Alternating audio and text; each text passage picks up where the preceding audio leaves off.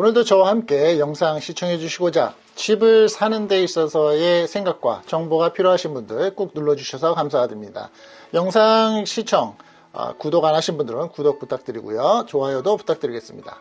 자, 집을 파시는 분들보다 사시는 분들이 생각이 많고 준비를 해야 될 일이 많습니다. 오늘 영상에 있어서는 개인적인 크레딧 스코어가 700점, 720점 이상이 되시는 분들, 그리고 다운페이도 어느 정도 감안을 해서 준비가 되셨다라는 전제하에 여러분들에게 공유되는 시간을 함께 하도록 하겠습니다. 자, 우리가 집을 사시는 바이어 입장에서는 주택의 위치, 그리고 집의 현재의 컨디션, 그리고 가격을 제일 먼저 따지게 돼 있죠. 그렇다면 내가 집을 구입하는 데 있어서 나의 재정 상태를 제일 먼저 직시하고 제일 먼저 정확하게 판단하는 부분이 중요하지 않을까 싶습니다. 그런 부분을 판단을 하기 위해서는 현재 내가 벌어들이는 인컴, 그리고 앞으로도 고정적으로 벌어들일 수 있는 인컴에 대해서 먼저 생각을 해야 되고요. 그 다음에 지출을 생각을 해야 되겠죠. 그 지출에 있어서는 크레딧 카드 나가는 비용, 그리고 고정적인 지출, 집에 나가는 고정적인 지출, 그리고 내가 빚이 있다면 채무 관계에 대한 부분을 생각을 하셔야지만 됩니다. 따라서 그러한 부분을 모두 빼고 모게지, 앞으로 집을 구입한 다음에 모게지가 얼마나 나갈 것인가, 재산세가 얼마나 나갈 것인가를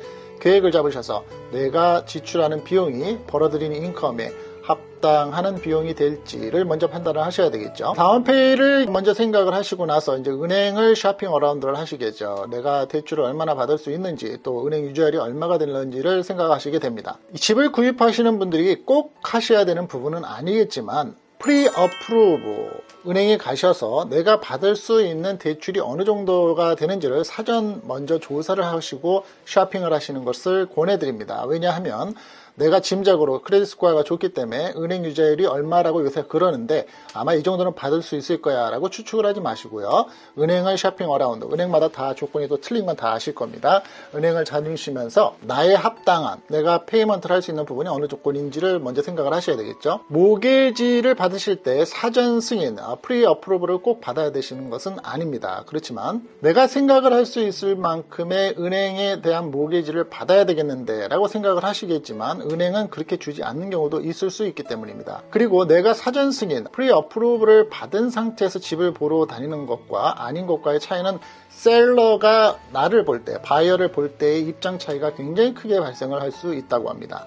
왜냐하면 내가 사전 승인, 프리 어프로브를 받아서 사전 대출 모게지에 대한 부분을 확인을 한 상태라면 셀러 입장에서 봤을 때에는 나중에 이 바이어가 모게지에 대한 부분으로 혼선이 있거나 계약이 그냥 다시 원상태로 파기가 되는 일이 발생을 하지 않을 것이라고 짐작을 하거나 예상을 하기 때문에 솔리드한, 우리가 제시를 하는 바이어 입장에서 솔리드한 오퍼를 셀러한테 제시를 할 수 있다는 굉장한 강점이 있습니다. 보통 한 군데에 가서 사전 승인을 받으셨을 때 프리 어프로브의 금액이 나왔다고 하셔서 만족스럽게 생각하지 마시고요. 최소한 2군데나 3군데 정도를 더 쇼핑 어라운드를 하셔서 나한테 제일 맞는 조건인 부분은 어느 것인지를 생각하시는 게 좋습니다. 이왕 그렇게 돼서 결정을 하셨을 때는 대충 나의 크레딧 스코어, 나의 백그라운드에 대한 인포메이션이 이미 들어간 상태이기 때문에 파이널리 내가 프리 어프로브 받는 데 있어서는 굉장히 쉽고 편리하게 받으실 수 있다는 점 한번 생각을 해주시는 게 어떨까 싶고요. 그렇다면 내가 이제 본인한테, 나한테 맞는 모게지에 대한 부분을 어느 정도 확인을 했다면 어떤 종류의 모게지를 받을 것인가를 또 생각을 하셔야 됩니다. 모게지 종류가 상당히 많기 때문입니다. 예를 들어서 하나 말씀을 드릴까요? 일반적으로 고객에게 대출을 하는 컨벤셔널 론을 받으실지, 정부에서 스폰서를 해서 주는 론, 다운페이를 최대한 줄일 수 있는 정부에서 주는 론을 받으실 수 있지, 그 론이라는 게 FHA 론 등을 선택할지 여부를 확인하셔야 됩니다. 예를 들어서 정부가 스폰서를 해주는, 지원을 해주는 론 중에서 대표적인 프로그램인 생애 첫 주택 구입자에 한해서 다운페이를 5% 정도로 해서 론이 진행이 가능한, 아까 말씀드린 FHA 론이나 퇴역 군인, 제대를 하신 군인인 경우, 그런 경우에는 No Down Pay로 해서 발급을 받으실 수 있는 VA 론 등이 있습니다. 컨벤셔널 론인 경우에, 일반적으로 대출이라고 할 수 있는 컨벤셔널 론인 경우에는 일반 소비자에게 제공하는 주택 대출 프로그램으로서 20%에서 30% 정도의 다운페이를 요구를 보통 하는 게 일반적이죠. 그렇지만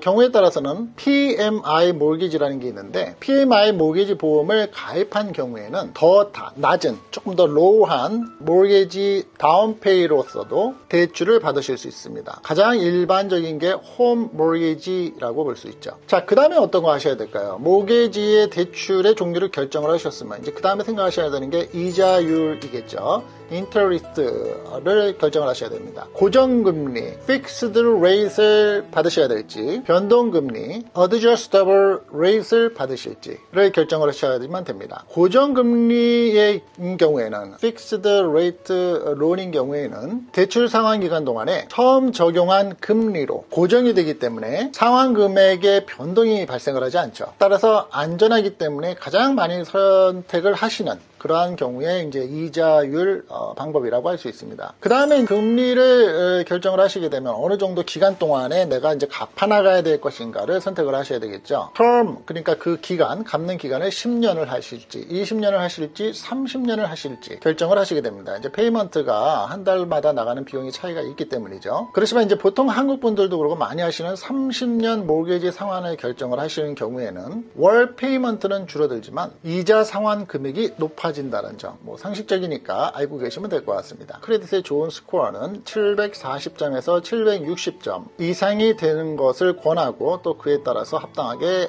론을 받고 있다고 합니다. 그런데 최종적으로 승인이 돼서 론을 받았을 때에는 내가 얘기를 했었던 이자율보다 조금 높게 나오는 경우들이 간혹 있는데요. 그 이유는 대출 승인 시 나오는 이자율이 클로징 과정에서 발생하는 오리엔테이션 피하고 포인트 등 관련 비용이 포함되기 때문입니다. 자, 그렇다면 일반적인 상식 몇 가지를 또 말씀드리겠습니다. 다운할 때, 집을 살 때의 다운 페이먼트를 가지고만 있으면 될까요? 라는 질문이 있으실 수 있습니다. 물론 아닙니다. 부동산을 사고 팔 때에는 클로징 비용, 그러니까 매매를 하시는 그 경비가 발생을 따로 하게 되죠. 융자 비용, 내가 융자, 모기지를 받는 비용과 에스크로 타이틀 비용을 계산을 하셔야지만 됩니다. 따라서 그 비용은 대략 전체 주택 구입 가격의 2.5% 정도를 생각하시고 짐작하시면 된다고들 말을 합니다. 자, 그 다음에 이제 집을 사면서 집을 인스펙션을 좀 했으면 좋겠다. 집이 너무 오래됐기 때문에 내가 살 집인데 셀러가 어느 정도의 조건이나 설명을 했지만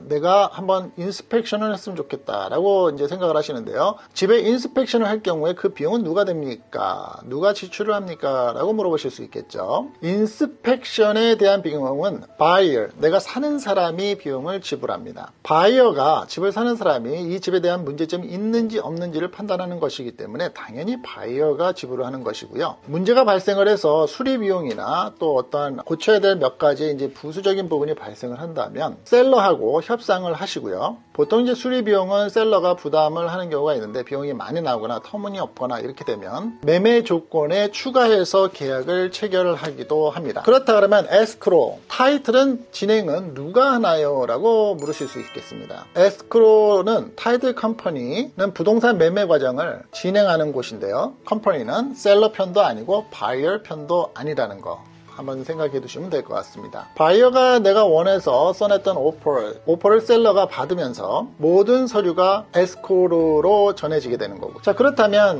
집을 매매할 때 커미션은 누가 줍니까? 집을 매매하는 과정에서 발생한 부동산 피는 누가 줍니까? 라고 헷갈려 하시는 분들이 한국에서 오신 분들은 간혹 계시는데요.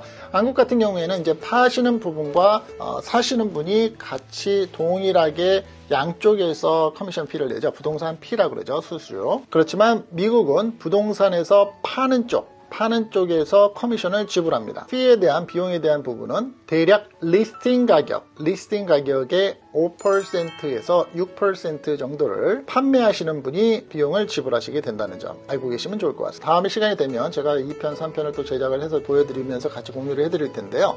오늘은 간단하게 집을 구매하시면서 내가 모기지가 가장 중요하고 또 은행 이자율에 대한 부분을 어떻게 조정해야 되는지에 대한 부분, 이런 것들이 궁금하실 텐데요. 간략하게 여러분들과 함께 기초적인 내용을 한번 함께 했습니다. 자, 오늘 영상 필요하셨던 분들 끝까지 시청해 주셔서 감사하고요. 다음 영상에서 좀 더 구체적으로 깊이 들어간 내용에 대해서 함께 하도록 하겠습니다. 셀러 분보다 바이어 분들이 아셔야 되는 정보가 좀 더 많기 때문입니다. 자, 오늘 영상 끝까지 해주신 여러분들 대단히 감사드리고요. 항상 뉴욕 키다리쌤과 함께 구독과 시청해 주시는 분들 대단히 감사드립니다.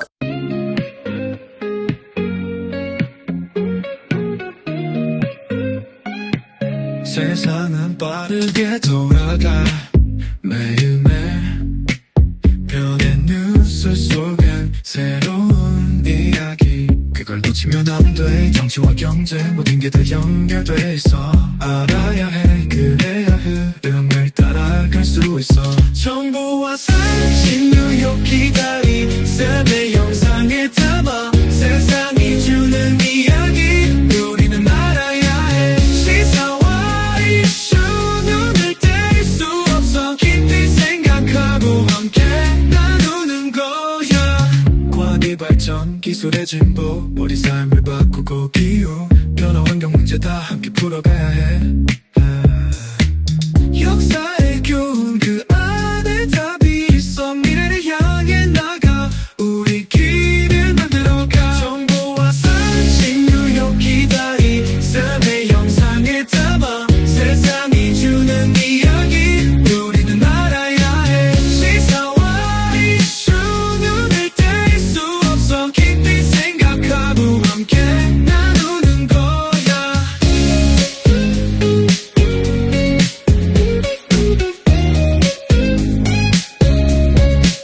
가짜 뉴스 속의 진실을 찾아 우리의